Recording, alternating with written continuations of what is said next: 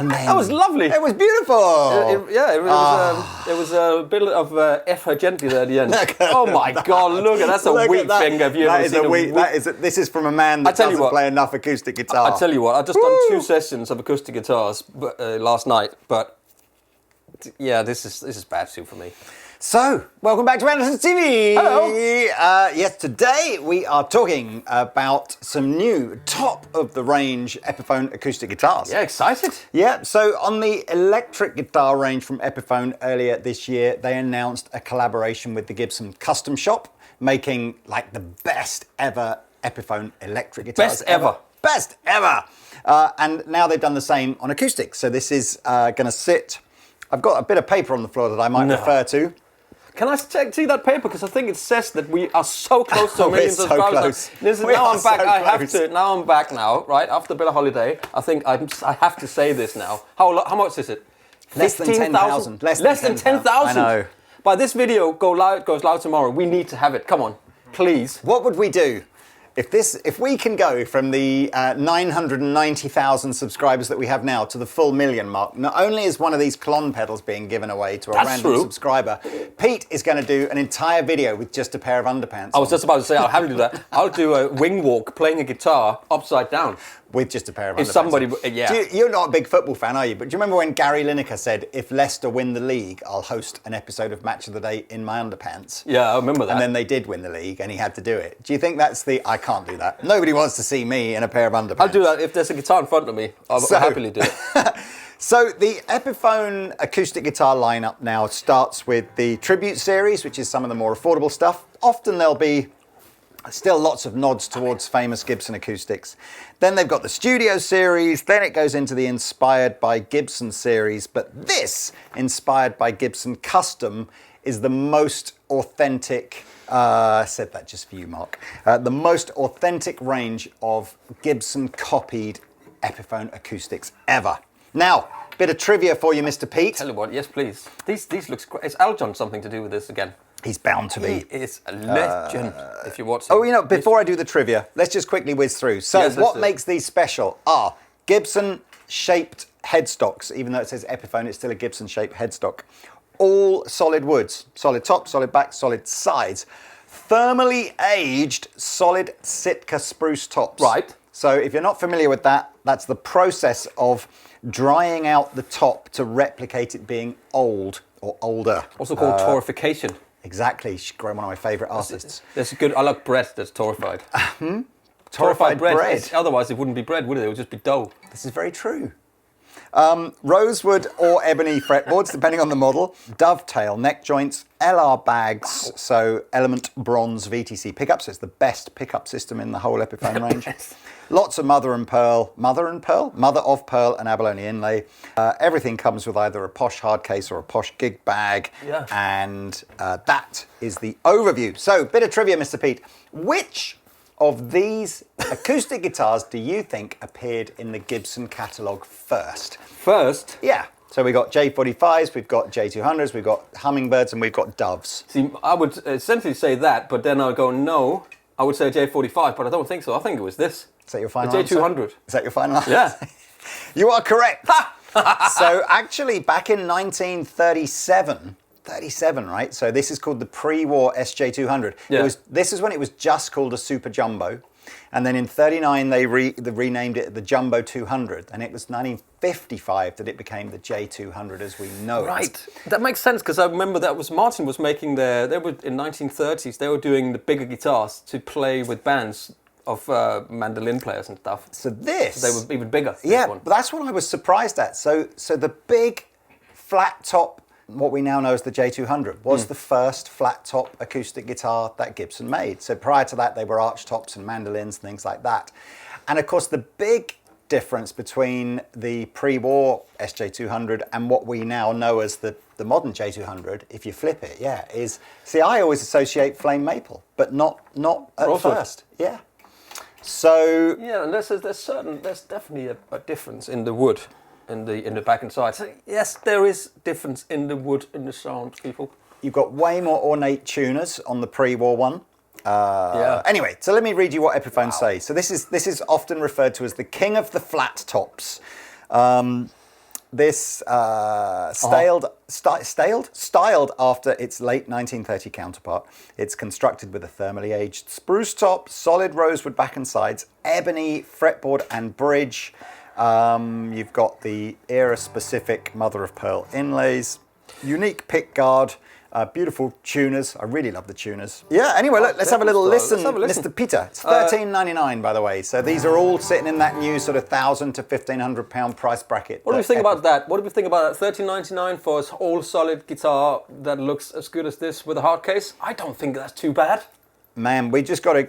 I embraced it years ago. You embraced it. Not everyone's embraced it yet, but we've just got to accept that you cannot build a really great, super top of the range guitar out of America for this price. But you can build one in the Far East that's unbelievably top of the range for this price. That's true. So that's what Epiphone are doing now. So that sort of $1,000 to $1,500 that used to be where you got your bottom of the range Gibsons, they're sort of going, we don't really want to do that anymore. We'd rather make Gibsons just enough, man. Good, it's better. Fair enough. It's fair enough. And we'll replace it with absolutely spanking goodness Epiphone models. Yeah. So that's that. So let's have a listen to what an old Super Jumbo would sound like. Yeah.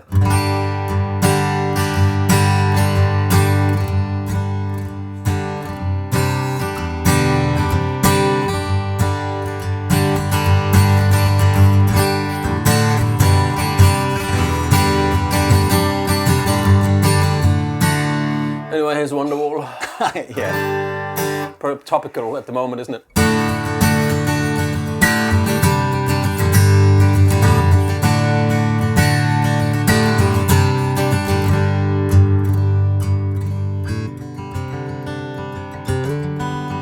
I like what you came up with there in the beginning, Lee.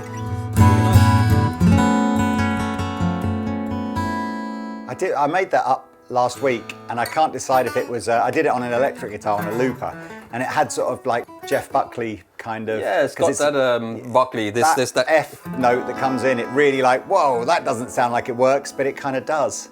Yeah, there's something about the loose strings which you can hear when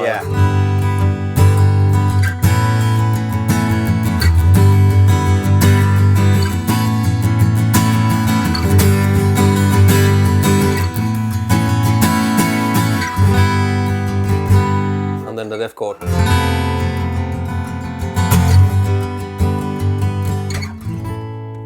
It's really nice. I tell you, it feels lovely. I would expect these strings are quite 12 or 13th maybe, at least 12. Not sure. I'm surprised. It feels lovely to play. I think that may be a misconception. I always thought that the big acoustic guitars were designed to be banged, like you know, and yet that's got a very lots of loveliness. I think it's a misconception actually that the jumbo guitar is really, really loud compared to other guitars, even though if it's the Gibson, I feel like sometimes it's not as loud. As you can see, some of the blindfolded channels we've done with Ben, you can't really.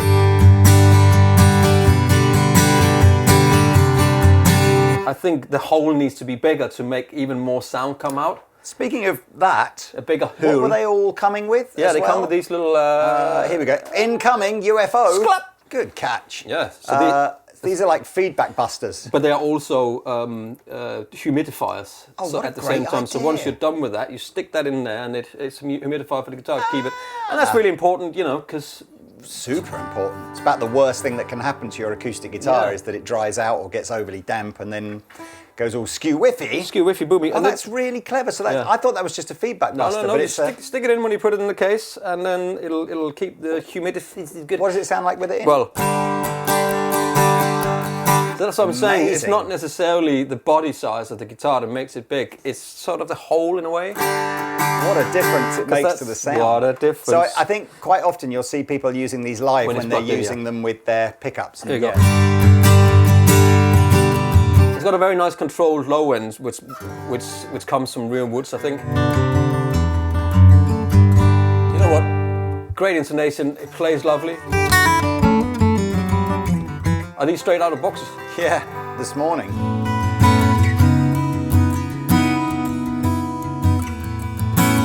Anyway, there's lots of more guitars. Lots more guitars. The whole range has got the same pickup system in it, so we'll probably just do one guitar with the pickup? I think for acoustic guitars, I think a pickup in it is just a little extra. You know what I mean? It don't necessarily need it. I think lots of acoustic players don't. I'm not super familiar with this LR bag system, but Gibson was saying to me it is the best sort of pickup system that they've ever put on an Epiphone acoustic. So it'll be that's probably true if they say that. So now you have skipped ahead 20 odd years here. Oh, have I? So we've missed out one, but that's okay. I think just wanted to hear the two. Yeah, the so let's stay with two. This is now a reissue of a 1957 SJ200. The most obvious difference here is that it's gone to a flamed maple back and side, all solid, all still using the dovetail. It's a gorgeous guitar. Look at the flaming on the neck. That's basically it. It's basically, by the looks of things, unless there's any other. Well, so you've got a rosewood board as opposed to an ebony board. Same rosewood bridge as opposed to an ebony bridge. Slightly different tuners. It's got the same inlays, pretty much. Yes, it does. Same inlays. So it's really just the big difference is the woods are a bit different. And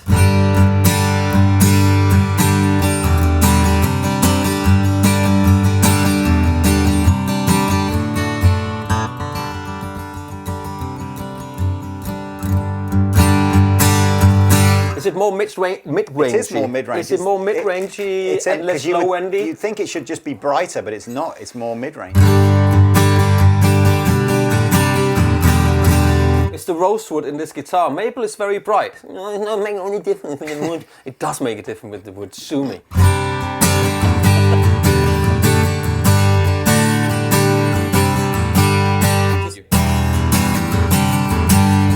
Because here's two guitars with the same top, but with different back and sides, same strings and everything, but they sound so different. Why is that? And yet, I really like the sound of that, and yet this is the one that I think is synonymous with all of the famous songs and I can artists. tell you why, because this will project more in a band scenario, in a mix, so if you're recording it, this sound will come through better.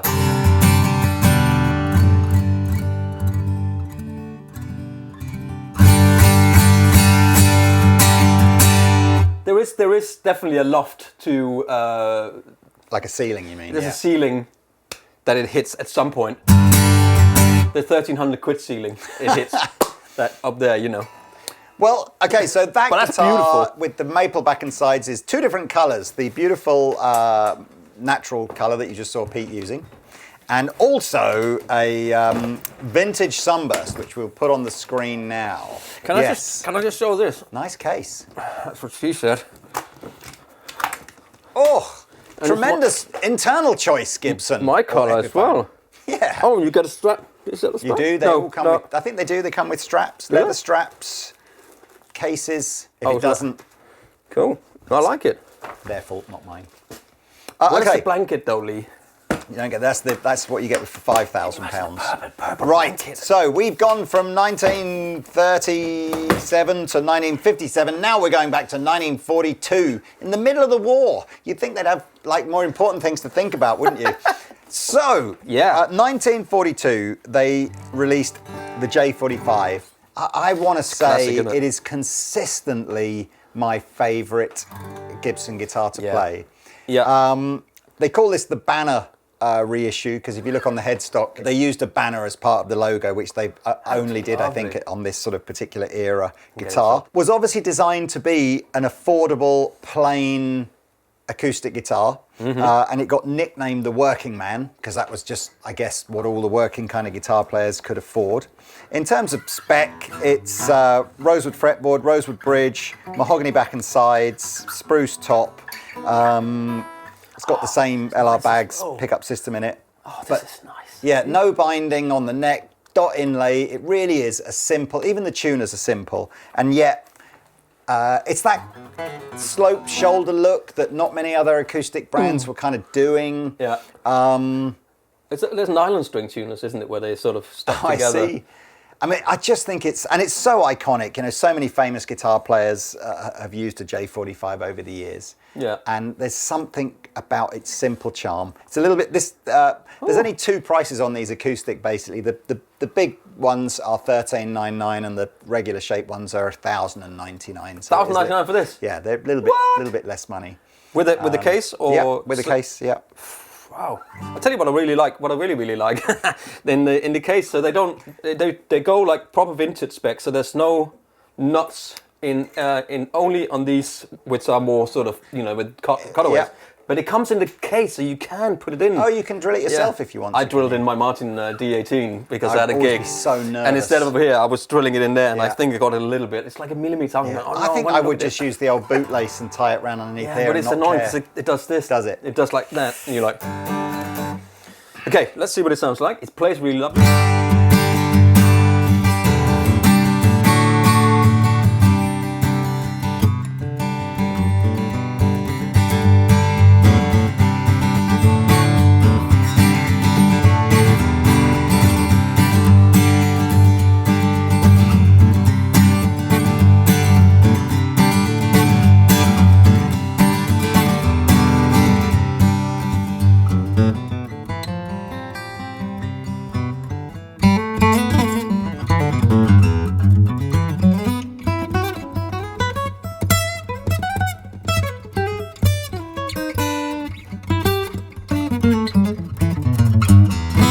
I need to get my Billy Strings on. He is so good. If you watch the Carter's Vintage, where him and Marcus King are playing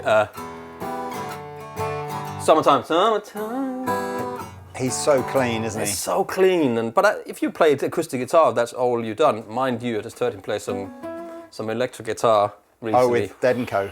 Yes. I wasn't being rude and checking my messages on my phone, by the way. I never remember which Gibson Acoustics are the 24 3/4 inch scale length versus the 25 and a half inch scale length. Right. But that's 24 3/4. So that's your sort of slightly shorter scale length, whereas the two big ones are the 25 and a half inch scale length. You can definitely tell. I think you can. I think you can put heavier strings on a shorter scale length. They don't feel quite so stiff. Well, misses. We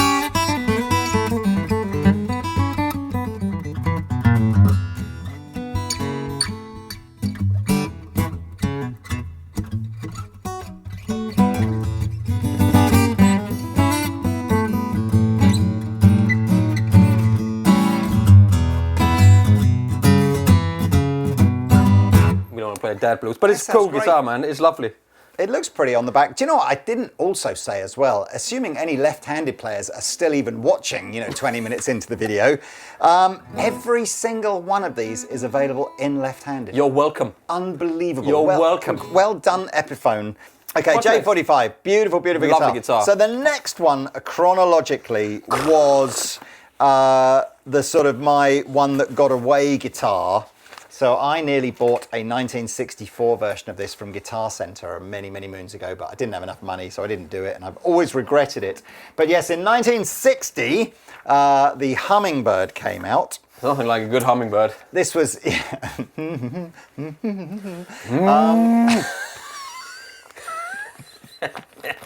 The Hummingbird was Gibson's sort of nod towards the square shoulder design that obviously Martin would have been more synonymous with. Yes.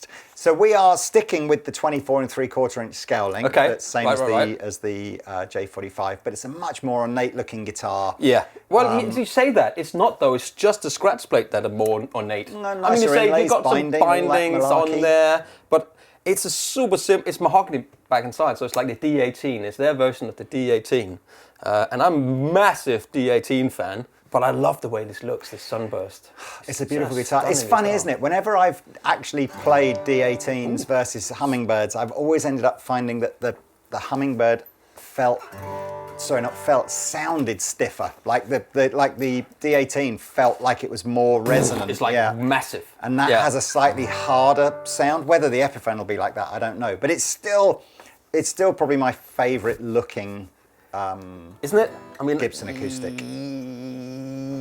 Where is it? This as well, right? That's good. It's beautiful. So yeah, they're just doing the one colour in this. It's the most iconic colour, the cherry sunburst. It does sound good. You're gonna get some more G chords from me. This neck is slightly wide. I feel that. Is it? I feel like it's slightly wider than the. Interesting. Have a feel on the J. And come back to that. Do you know, that's interesting. They've all got their own sort of slightly unique carve, which is always good to see, because I think it means Gibson are trying hard to, replicate all the specs of those. Interesting. That's a much slimmer neck. This is a much more fat neck that I wouldn't necessarily...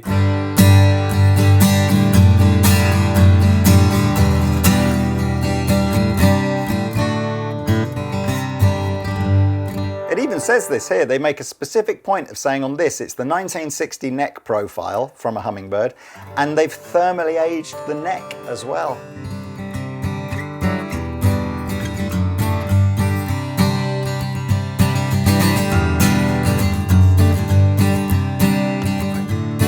I missed that spec off. Every single one of these has a thermally aged neck, and it is the correct neck profile for each era guitar. Very cool. But that's how it should be. I agree. And you get that for the 1,300 quid or whatever. This is quite 1,100. 1,100 for this? Yeah. What? For this? Yeah. Everything is 1,100 except the J200s, which are 1,400. So is there still? So they keeps the more affordable is still in the range. So the 600-700 quid one is still in there. Yeah. So I would go and get my paper round or and then get the extra money to buy one of these. Absolutely. Or let him. For that, because it's worth that extra 500 quid, man. So if you can find that extra £300-400, this sounds wonderful. Talking about wonderful, here's Wonderwall. Almost.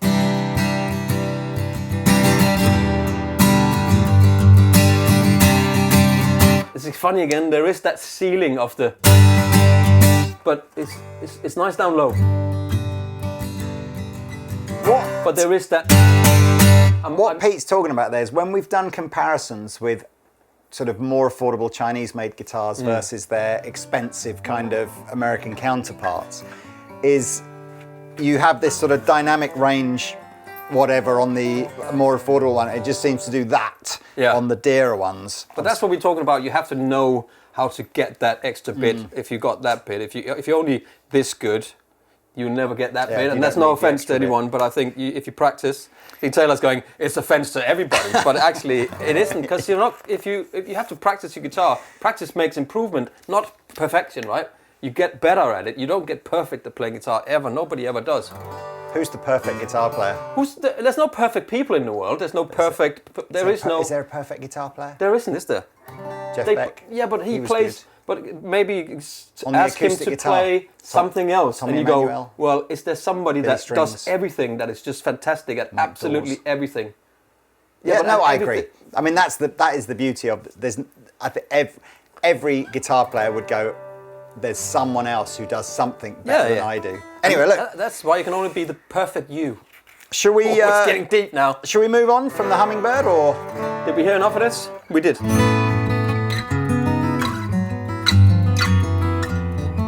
That's the chord you like? Yeah, it's great. It's great. For the money, absolutely.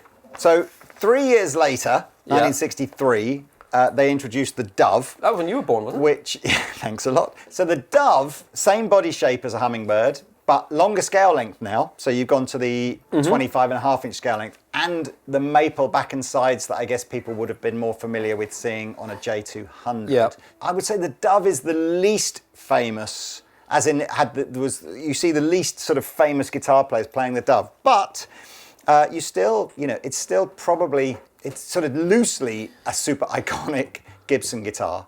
It's beautiful, that is. I love that. Oh, that's much nicer.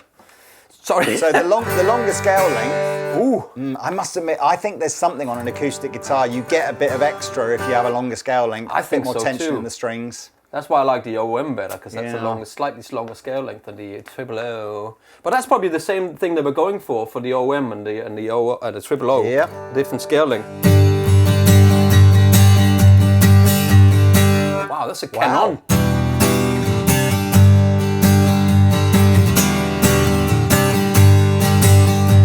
That's the best one yet. I was just about to say that might be my favourite one yet. Here we go.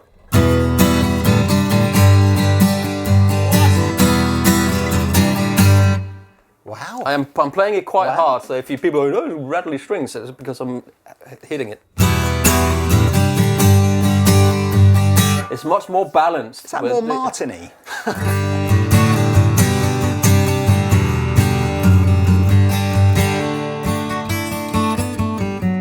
Wow, I love this guitar. It's great, this.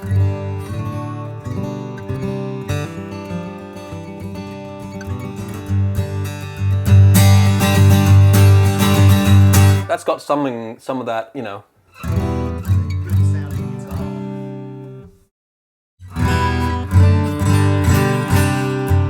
That's got more top end in it. It's got more from the maple.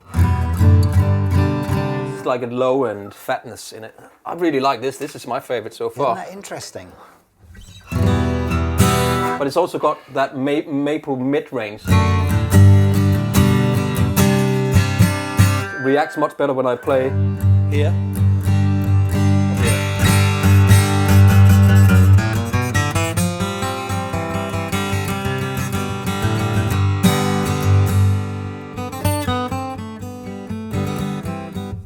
Look at the bridges that Gibson was so much more concerned with the look, weren't they, I think, than any other brand at that time. Martin was such a functional, I mean, I know they did like D45s and stuff where the inlays and the binding got pretty, but they never really did anything like crazy like this, did they? And all of this stuff. Yeah. It sounds good, that's enough. Yeah. You know, that's Whereas enough. Gibson's like, no, it's got to look badass as well. Right, Let's so the move on. last one. This is definitely my favorite. Now, everything that you've seen so far has a historic element to it. So they've reissued kind of, if you like, the first one of them. The last one obviously didn't, you know. Oh, sorry, are we... Yeah, so this is a cutaway Hummingbird. Mm-hmm. So this is the one we'll use to demonstrate the pickup as well. There was another one on your side over there. Yeah, it's the same colour basically, so cutaway Hummingbird. Oh, look at that back. That's beautiful, book matched. Yeah, so these are all the same sort of level of spec, but you can't really claim like a historic angle to this because although obviously they've been making cutaway versions of these for many years, they didn't back in the 60s. So we'll have a little listen to this. So again, you've got two colours in the electroacoustic. It's still 1,100 quid. 1,100 quid. This is a nice. But look at the top on this. This is a really nice top. I think it's really this white is the one grain. that comes with the gig bag. Yeah, the gig whereas bag the other cool. ones come with cases. Right. Do you want to show that? Case I will show this. Please. Here you go. Here's the logo. Oh, look at that. That's nice. You would expect this to have a gig bag because this is the kind of gig you've got a cutaway. You would take that out gigging, right? So it's kind of a giggy guitar. So it is a bit, obviously the normal Hummingbird is mahogany back and sides. The cutaway is rosewood back and sides. But all still solids. I think this is the modern twist. The neck as well on the original Hummingbird is really fat, where this one is kind of slim. Do you know what? It's great that you picked that up because you're doing my job for me. Yes, C-shaped profile Feel now how slim on that the. is. That is a much more of like a compared to modern this player. Compared to that, feel that? Yeah, that's quite a bit, isn't it? Yeah. I'm not doing your job. I'm doing my job. I'm doing my part. I'm doing my part. Let's have a little listen.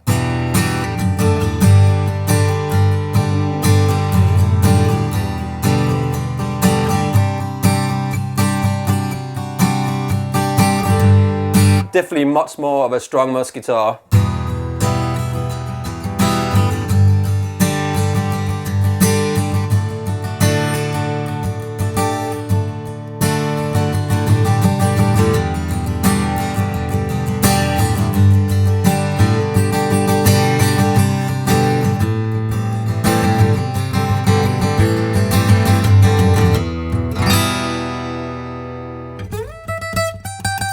You can go up there. Who goes up there?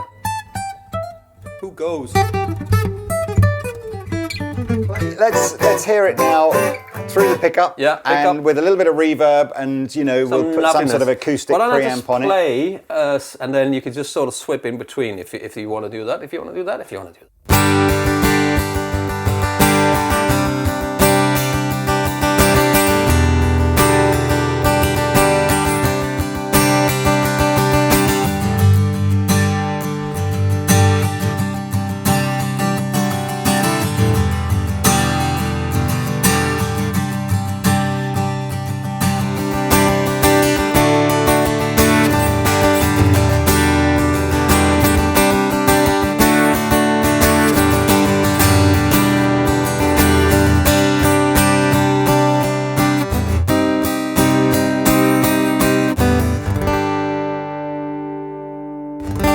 Tell you, it's really. I think they chose well putting rosewood on this guitar because of what it is. This sounds much more vintage.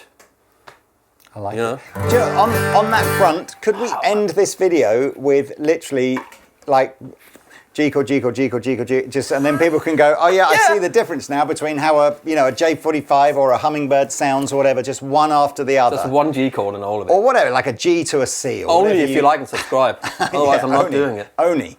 Yes, this next segment of the video will not be available unless you've subscribed. Well, there you go then. Right, that's it. Okay, thank you. The links below? The links are below. These are all in stock, announced today. Good job. Good job, Gibson. Bish bosh boosh. Come down to the store, try one out, buy one mail order. I tell you what, online. You know what I mean? Great. I would buy this straight off the bat just by clicking, click and collect. Though. Come on then, do the thing where each chord, one after the other. Goodbye. Bye.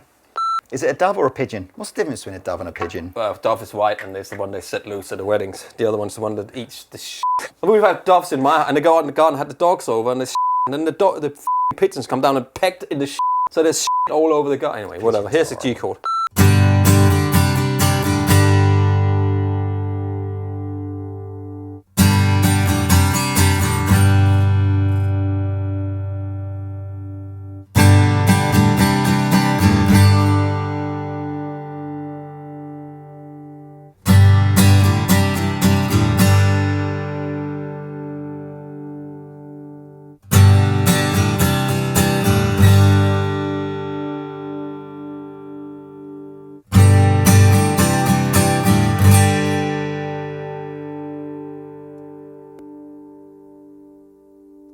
Like and subscribe.